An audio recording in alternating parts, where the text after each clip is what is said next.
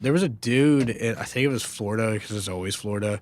Him and Florida man. Yeah, him and his buddy were just like casually smoking PCP, which I just... Casually smoking Yeah, PCP. just casually, just a little bit won't hurt you. A little dab will do you.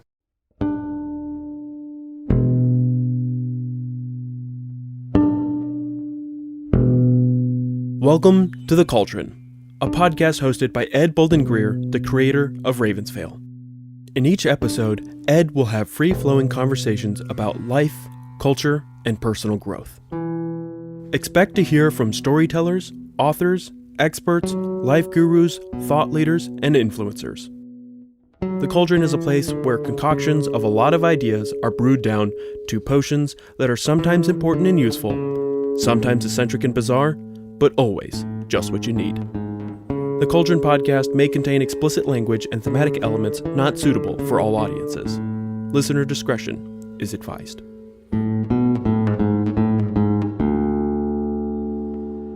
Well, hey there, family. Welcome to the Ravensvale Cauldron podcast, where we gather around the mystical cauldron to stoke the embers of curiosity and ignite the fires of imagination. I'm your host, Ed Bolden-Greer, and joining me is my co-host, the conjurer of curiosity, Jacob Garner, a.k.a. Frady Cat. Hello, everyone. In today's episode, we're again venturing into the mysterious realm of paranormal encounters. Have you ever wondered if those eerie bumps in the night are more than just your imagination? Are ghosts, spirits, and other worldly entities real, or are they mere fragments of our collective psyche? To be honest, most of this shit still freaks me out. So, grab your flashlight and join us as we investigate the fascinating world of the supernatural. Get ready to question everything you thought you knew about the unseen forces that may surround us.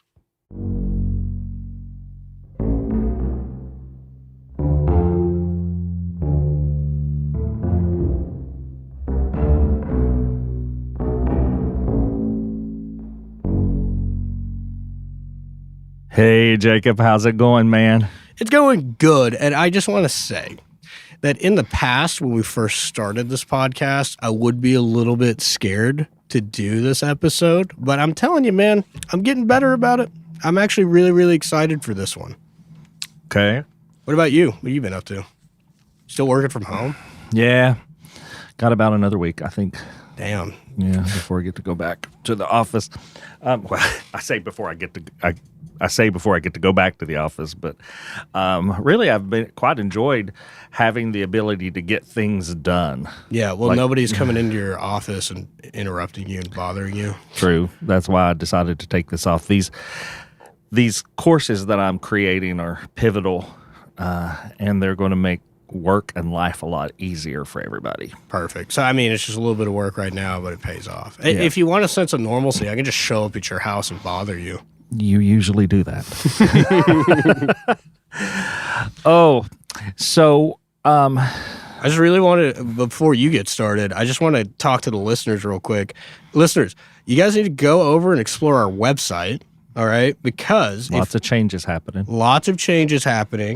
And I think it'd be fun if you join us for our next episode where we discuss, personally, a topic that me and Ed take very seriously. It's close to us. And it's diversity, equity, and inclusion, and the destiny of DEI in America, especially in 2025. Yeah, it's gonna be interesting for sure. Yep, I think so. I think that so we'll be a little controversial, maybe. It's not controversial if you have like a shred of empathy in your heart, but if you're kind of an idiot, yeah, it could be controversial. So, what have you been doing? Like, you haven't been going to the gym. I mean, I know you were sick, but you haven't been going to the gym. I never see you much. What's going on? Nah, man, I'm picking it back up. I just had a lot of family things. Mm-hmm. And I was actually talking to my coach, Joe, about this yesterday when I was at the gym. For our listeners who don't know, October of last year officially marked 10 years that I've been doing combat sports. And that's a long time to be doing anything. And you do understand that, and I think I've brought this up several times, so not to rub salt in the wound, but, August. Yeah. What happens in August? I turned 30, dirty 30. Dirty 30, and guess what?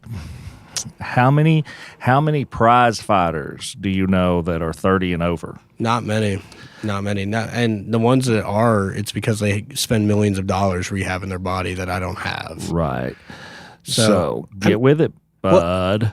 Well, see, and that's the thing. I'm definitely enjoying it right now. I fell back in love with it. I actually have been going to the gym more recently, but I was talking to Joe, and I was just like, dude, I think after 10 years, I just kind of needed a break. Like, I definitely took that time to connect more with my loved ones and my family and friends. And I don't regret taking that time off from the gym. And right when I went back to it, I mean, you're not going to forget 10 years. Right. Now, something that we didn't talk about when we were doing the New Year's resolution one is the tradition that your family has. My family has a slightly different one, but how'd that go? It went really, really well. You got rid of all the spirits? We tried our best, even though a lot of us were sick, which sucked. But the listeners who have listened to the Jacob Garner episode, I think I talked about this as well. But there's a little bit of a tradition that my family does. They claim that it's broader, like a Filipino tradition type of thing. I've heard of other cultures doing it. But essentially, as you bring in the new year, Filipinos typically believe that evil spirits can manifest inside of your house, in your home, and kind of hang around, and then they cause illness, misfortune, financial problems, etc. And what you end up doing in order to prepare yourself is, as you're getting ready to count down to midnight, you open up all of the windows and front door of your house, and right at midnight, you make as much noise as you possibly can. My family, they make these large garlands of balloons, and they hand everybody a skewer. And in some cases, we've had like a pot and a spoon and little fireworks and stuff like that. Make a racket. And then everybody makes this cacophony of noise, and it's supposed to scare the spirits out of the house. So that way you start the brand new year with no evil spirits. So y'all did that? Oh, yeah. Did it feel different? I mean, it was cold as fuck. Yeah. We, Greeks do a little different. We don't make we do cheer and applaud, but we elect one person to be the person, right? And you open the front door and the back door, and the person has to run out the front door, right, and run back in. And what they're doing is they're bringing in the new year and forcing the old year out. That's fun. I like that. That's cute. Yeah. Well, the thing, this is a little thing that I found out this year that was pretty interesting. There was like one person that was kind of not doing anything. Like when midnight started, they were kind of just sitting there. They had their little skewer, but they weren't popping any balloons. They were just yelling, Happy New Year, this and the other thing. And my Aunt Miriam ran over and was just like, no, you have to pop a balloon. Like, it seemed very important. Mm-hmm. And the reason why was the spirits, sometimes they'll be scared by all the noise, and that's why everybody has to make enough noise to scare them out the front door, but they'll go to the quietest person that's not doing anything, and there's a chance that it could kind of like settle into your person. Possess you. Yeah, not like classic possession, but they'll definitely have bad luck. Yeah, attach themselves. They'll have bad luck and be sick and stuff like that. So luckily that person, who will not be named, did actually start popping some balloons. So you had mentioned, talking about paranormal and everything. You had mentioned that it had gotten better. How is your phasmophobia these days? Like, be honest. Like, if I said I have a ghost hunt tonight and we had a known hot spot and we were going to go investigate it, and it's cold, do you want to go?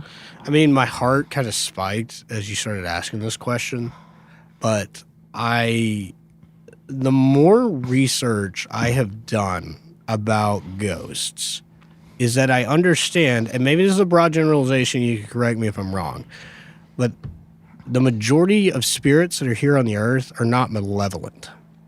There are some, right? Mm-hmm. But I would say confidently that more than half are just trapped souls. Yep.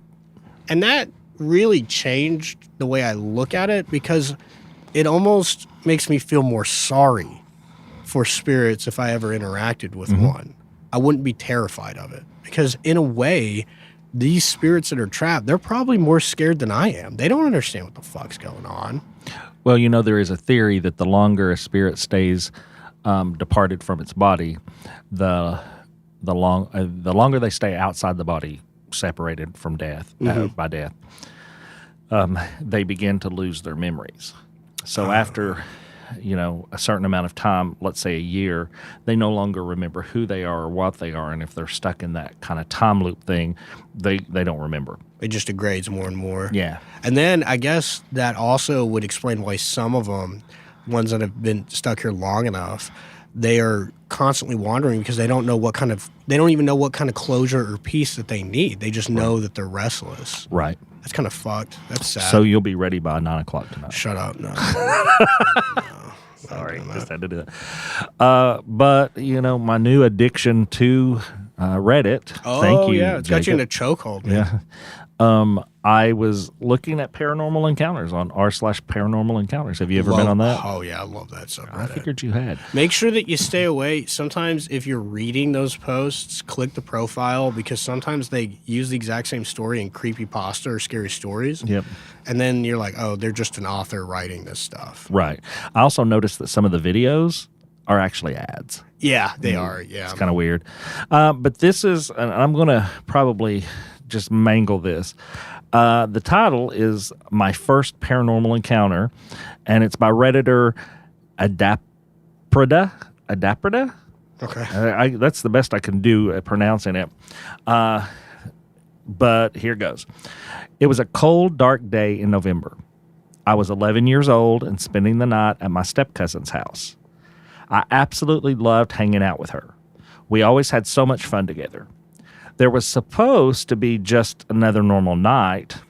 My step-cousin, let's call her Katie, was 12 at the time and home alone when I arrived with my backpack. I was excited as we talked and planned fun activities for the day. A bit of backstory about Katie. Her father had passed away a few years earlier due to alcohol poisoning in her bedroom. Jesus. That same bedroom we were supposed to sleep in that night. At the time, I didn't know that he had died in her room. All I'd heard is that it had happened somewhere in the house. Her mother was extremely private and never shared details about his death. She almost never talked about him. Katie was devastated for years, and honestly, who wouldn't be? Something like that changes a person. I never knew what her father looked like because my uncle had just married her mom that year. By that point, I'd known Katie for about 3 years. Anyway, back to that night. I had just arrived at her house, and after a while, Katie mentioned she needed to take a quick shower. I didn't think much of it and told her I'd wait for her in her bedroom. She headed to the bathroom, locked the door, and turned the water on. I was sitting on her bed when, out of nowhere, I heard a knock. It came from her closet, a loud, deliberate knock. That scared the shit out of me. I froze for a second, unsure if I'd imagined it, but then it happened again, louder this time. Stop! My heart started racing as I stood up and slowly walked closer to the closet. The closer I got, the louder the knocking became. And then, standing face to face with the closet door, I felt it. This overwhelming sense of darkness, like the air itself had turned heavy and suffocating. It was terrifying, and I couldn't move. The knocking suddenly stopped, but before I could catch my breath, I heard the TV in the living room turn on by itself. The house was pitch black, except for the light in the hallway. I don't know why, but that made everything feel even more unsettling. My fight or flight instinct kicked in, and I ran out of her bedroom, through the kitchen, and into the hallway. When I stopped running, I realized the TV was off again, and the living room was completely silent.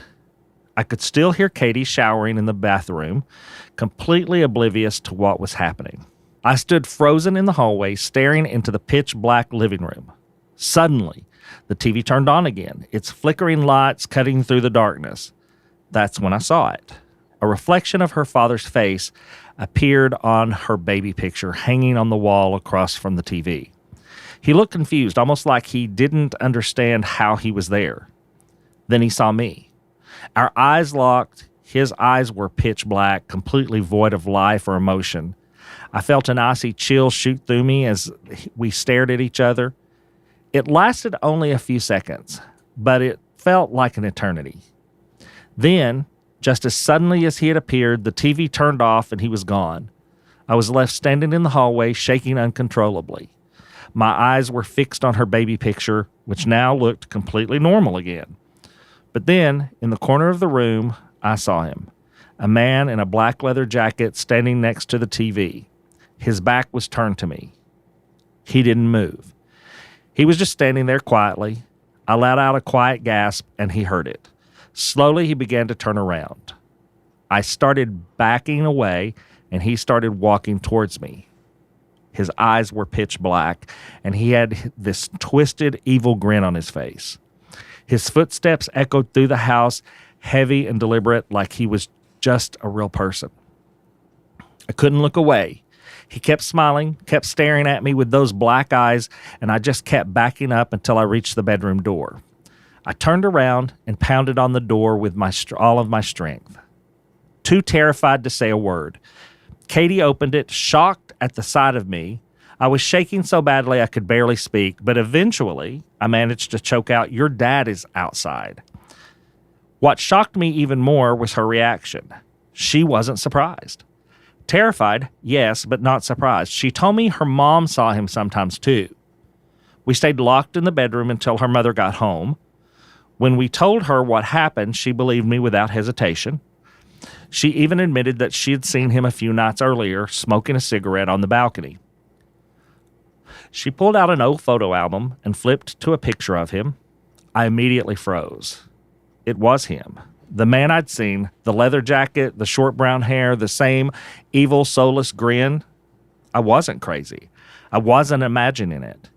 I could feel the evil radiating from him when he came at me. He didn't want me there. I wasn't welcome in his house. I will never forget that night, and even now, many years later, talking about it still makes my skin crawl. So, Dude, that was fucking creepy. Dude, it makes sense. So it said that he died of alcohol poisoning, right? Mm-hmm. So that means that he died in an unexpected fashion before he was ready to go. That would also explain why he seems kind of confused, because he probably didn't even process why he died, which would also explain kind of like what you were telling me about earlier, that the longer it goes on that he's stuck in this house, yep, the less he understands why. Yeah. And eventually, he will start to forget that this is even his family. You know what I mean? Well, and that's where some of the scary stuff comes in, because you had said that they're not malevolent. Yeah. But that confusion and that experience seeping away from them sometimes turns them malevolent. They get very frustrated and confused and strike out at who or whatever. Yeah, it's just like somebody that has like dementia or Alzheimer's. Absolutely. The further they get into it, the more kind of vicious they become and unfriendly and agitated. Yep. So you also have one, as we've become habitual at trying to outdo each other. Yes, I did pick one. I do want to say, though, too, is that my family claims that they see my dad's spirit still in the house. Well, your dad's spirit's around you a lot. Well, they claim that shortly after he passed away, that they would just see him walking around the house. And he was a big man, so they could hear the hardwood kind of creaking and stuff like that. But unlike this story, my mom always claims that it's a happier, like he's just kind of checking in on us type of thing. I personally have never seen him or felt him around me or around. Are you sure that you just didn't talk yourself out of it? That's true, but I also I don't think, if there is an afterlife, I don't think my dad would. I don't think he would be still hanging around. I think he would want to be hanging out with the fam.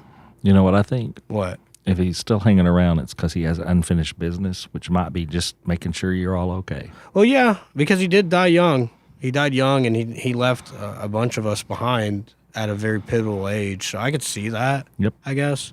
but I've never personally seen him. My mom claims that he really likes to hang around in the living room where his, what do they call it? Is a hospice when you're getting ready to die? Where his hospice bed was set up. Set up? Yeah. Okay. But he didn't die in the house. He died Well, he's attached to the house. died at Park West. Okay. There's a hospital around here for our listeners that don't know. Well, okay, yeah, I had one because I thought it was pretty good. Not that it's a competition, but It is a competition. this one is, again, from that same subreddit. The post is titled, Mom Just Told Me Something So Disturbing, and it was by Redditor rcarol271. My house is over 200 years old with a lot of history. Ever since I was a kid, I felt like our house was haunted, and I've experienced some very weird paranormal stuff, but that's a whole other story. Overall, my house is just fucking creepy. Years ago, a family friend's girlfriend, she claims to be psychic, came over and read our house while we were gone. I was like 3 at the time, so I had no clue about this until I was older. And they all told me that she sensed a presence in our house. Tonight, after years of asking, my mom finally gave me more details about what the psychic lady said about our house. What she said shook me so much I teared up and nearly cried.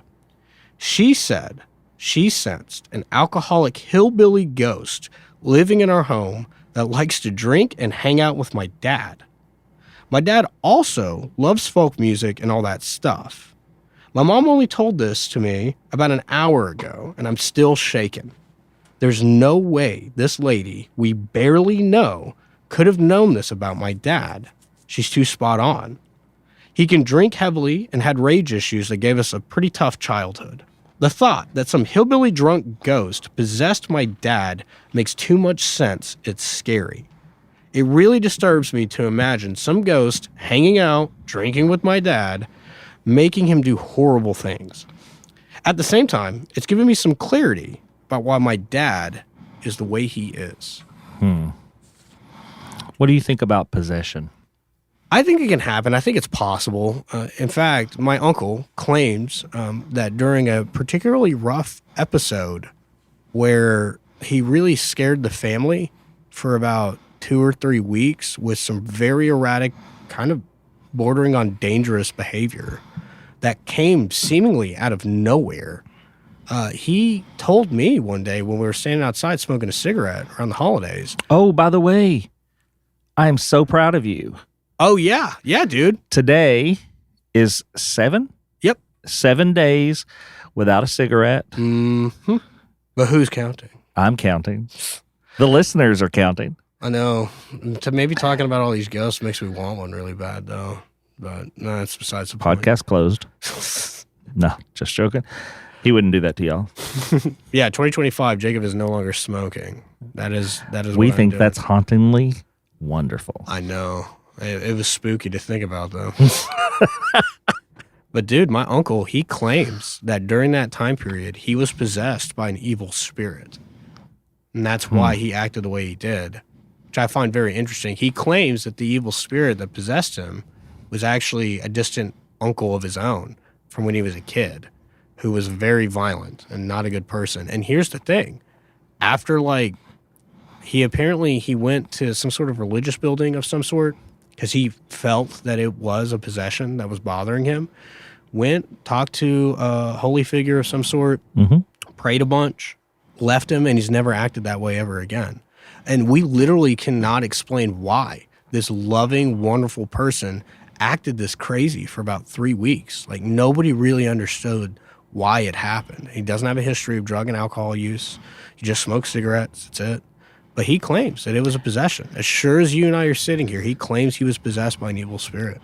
I haven't resolved whether I believe in possession in the way we look at it, like in media. What do you mean? Right. Like The Exorcist and stuff like that. I'm not sure that all of that's true.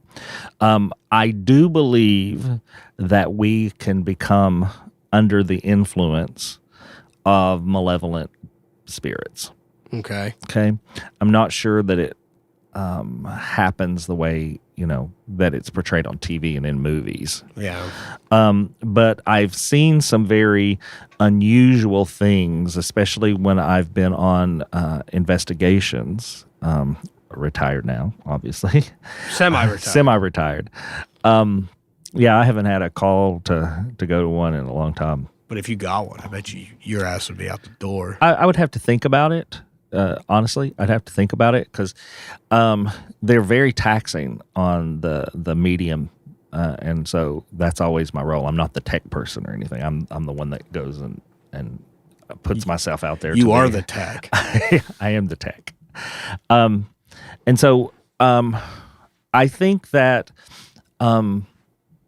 it's not as easy to possess someone unless they are under the influence of something.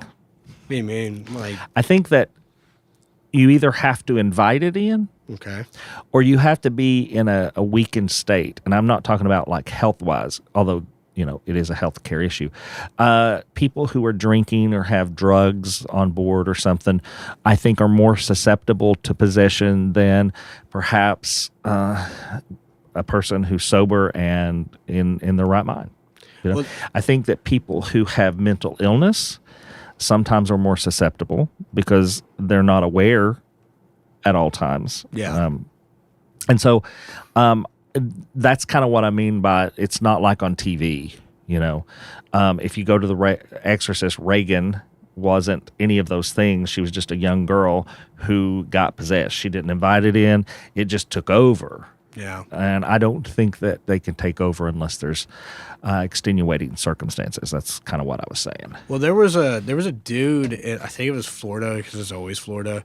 Florida man. Yeah, him and his buddy were just like casually smoking PCP, which I just... Casually smoking Yeah, PCP. just casually, just a little bit won't hurt you. A little dab will do you. But while they were under the influence of PCP, obviously the drugs definitely played a huge factor in this, but it kind of goes in what you're saying, where it makes it more accessible for a spirit to possess you. He ended up murdering his friend, ripping out his heart and taking bites out of it. Oh, yeah. Right? And he claims that during his psychotic break that was induced by the PCP, that an evil demon possessed him and wanted him to do that. Now, obviously, he's still guilty. I don't know what they end up sentencing, if he went to the nut house or if he's in prison or both. But the nut house. Whatever you call it. Mental institution. Yeah, mental institution. I don't know. I don't know where he ended up. You don't know them fancy words. You're from the Loudon. I'm from the Loudon, yeah. We call it the nut house. But that's something different in my world. Yeah. Nut house is just for your birthday. But I think that his defense obviously did not hold water. The court didn't really do anything. But dude, there was one time I read a court case where it was for a house. This person bought a house and it was apparently haunted as fuck, right? Mm-hmm. And the seller did not disclose the fact that it was haunted as hell, right? And they took the person to court because they didn't want the house anymore. They're like, clearly I wouldn't have bought this motherfucker if I knew it was busting at the seams with ghosts. And dude, the court sided with them. They hired some mediums to investigate it, and they said, oh yeah, this place is haunted as fuck. And dude, he ended up getting his money back from that house, which is crazy. Yep. It's a real thing. So, this kind of goes along with your phasmophobia, but as a young child, yeah, when I was younger, I kind of thought I was crazy. Thought? Yeah. Well, I'm talking about much younger. Maybe I was 8 or 9. I just didn't realize, the things that were going on around me. Yeah. And there's a lot of stress in my life at that time. Okay. As I was coming to realizations that the world around me wasn't exactly the way everyone else was experiencing it. Okay. And it wasn't until I was probably 18, maybe 19. It's hard for me to remember back that far. Yeah. That I actually opened myself up to entities. Okay. Okay. And I think it was in talking to one of my friends who was doing some paranormal investigations along with her mom, that I started becoming aware that probably what was going on with me is that I was having interactions with spirits. Mm-hmm. And so it was, I think, it was around my 20th birthday that Cheryl, that was her name, she talked me into going on an investigation. Yeah. Okay. And this was a house that they had found, not a house that had been reported to be investigated. It was an abandoned house. It was in Cave Springs. It's an area where I grew up. Okay. Like a little area of where I grew up. Okay. And it was on a farm. And they knew the person who owned the farm, and they got permission to do what they were going to do. And I think they actually got the permission to film. Really? And to do a photo shoot more than an investigation, because it's a rather religious area. Okay. And so we went out and we took cameras and all the things. And the property where the house was had like a tiny little barn. It definitely had an outhouse. Okay. Didn't have plumbing that I could see inside. I mean, it had a kitchen sink, so I guess it had plumbing, but it didn't have a bathroom inside. But the remarkable thing is that it had like a barbed wire fence around it, like two runs of barbed wire around it, and a gate, but the gate was falling off. And I didn't really sense anything or feel anything until I walked through that gate. I didn't today. I would say that the property was haunted, not the house. That makes sense. Okay. Yeah. And I didn't experience any of the things that other people experience, like cold spots and things like that. And but I did hear whispers, and it wasn't from the other people. And you've been on a hunt, an investigation with me, and you know how I react. Yes. There. Yeah. And so I was doing my solo thing. Right. Mm-hmm. And just trying to feel as much as I could. And it kept going to that little building, not the outhouse, but the little building. And we went over, and it had just gotten dark. We got there when it was dusk, but it had just gotten dark. So we all had these little flashlights and headlights that, the kind that you, like a cave. Oh, like spelunker. a headlamp? Yeah, headlamp. And we went into the little building, and me and another person who was psychic and like a camera person went in there. And I felt things, and I had no clue how to describe that. Like I didn't have a vocabulary to describe it, and I would just say things like, well, I feel like there's something here. Mm-hmm. The other person had been on many, and they would be like, yeah, there's a female energy. And when they would say female energy, I would immediately identify that. But I, for years, went about going, was I talked into that? Like I knew there was something there, but was I talked into it's a female energy? Mm-hmm. Okay. And so the reason I bring this whole first hunt or investigation, we used to call them hunts back in my day, and now we call them investigations.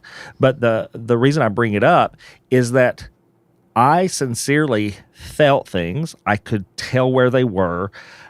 My senses have developed better today, and I can sense more and more and more, right?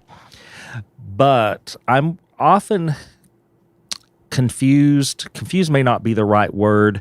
I often find it challenging to watch shows where people are doing paranormal investigations, especially televised paranormal investigations, and completely take it serious. Now, I know that some of those people are 100% legitimate, but I also know that reality TV, you may have to make it larger than life. Exactly. So I take that into consideration, right? But in my experience with paranormal investigations, you don't find things. You do a lot of investigating, you don't find things. Yeah. Sometimes when you know there's something there, it's easy to find. Like when we did the paranormal investigation, we already knew there were things there. Yeah. We were just confirming Exactly. the situation.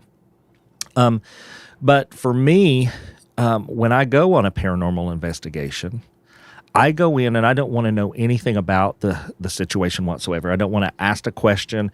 I don't want to know anything. Just going in there cold. I want to go in cold. I don't want to walk around with a camera person. The camera person can follow me, but stay out of my way. Yeah. Or whatever needs to happen, whatever the tech side is wanting me to do. And I don't want to be told to go to the upstairs bedroom. I want to be led wherever I need to be led. Just organically. It needs to be organic. And I have found that when I really emphasize to the team that that's what I want, and when I get my way, right, I will connect with far more detail. Yeah. When I have information ahead of time, I think that it almost always taints my experience. Like I always lean into it, and I don't mean to. I think it's a subconscious thing. So I will say that I think paranormal investigations are 100% true. So yeah, words are hard here because I don't want to disvalidate anybody. But when I'm out doing it and I really get into that wavelength with them, I can tell you that it's all real. You know, just out of curiosity, real quick, how do you feel about the two stories that we read earlier? Do you think that they're legitimate, or? Well, I think that your story has a lot of legitimacy. One of the things that I marked on my thing was I wrote, she claims to be psychic. So this person wasn't necessarily a believer. But so that I caught real clearly. The other one sounds almost scripted. The first one you read? Yeah. It sounds almost scripted. It sounds like it is a possibility, especially given the time frames and the ages of the people. I think children are far more susceptible to spirits than adults are because their minds are far more open to it. So in the first one, I would say it's a possibility. There was a little confusion that I didn't understand. She had only known Katie for about 3 years. She had never seen the uncle. You mean the dad? Yeah, well, that would be her uncle. Oh, yeah.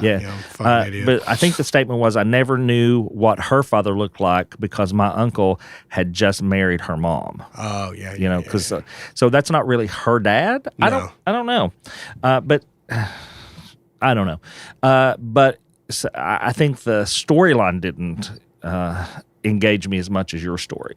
So for that, I'm going to give you a better rating on your story. That's right. Read them and weep, boys. Read them and weep. As the final echoes of our journey into the paranormal fade away, we're left pondering the mysteries that walk among us, unseen and often believed. Whether these encounters are echoes of the past, parallel dimensions bleeding into our reality, or manifestations of energies we are yet to understand, one thing remains certain. Our universe is far more complex and wondrous than we could ever imagine. We hope this episode entertained you and sparked a sense of curiosity about the paranormal. As you turn off the lights and settle in for the night, remember that every creak, whisper, and shadow might remind us that we are never truly alone. Until next time, sweet dreams, and for God's sake, don't look under the bed. Now, family, you adults have a few chores to do. Go on over to ravensvale.com and see about doing your chores on social media. Follow us on all the social media platforms we made available just for you folks. Like, listen, subscribe, and follow wherever you listen to podcasts. And if you don't mind, please leave us a good rating and a kind comment. You can find the Ravensvale Cauldron podcast on your favorite podcast platform. Just search for Ravensvale Cauldron Podcast and hit the follow button so you can stay up to date with the latest episodes. So until next time, family. See you soon.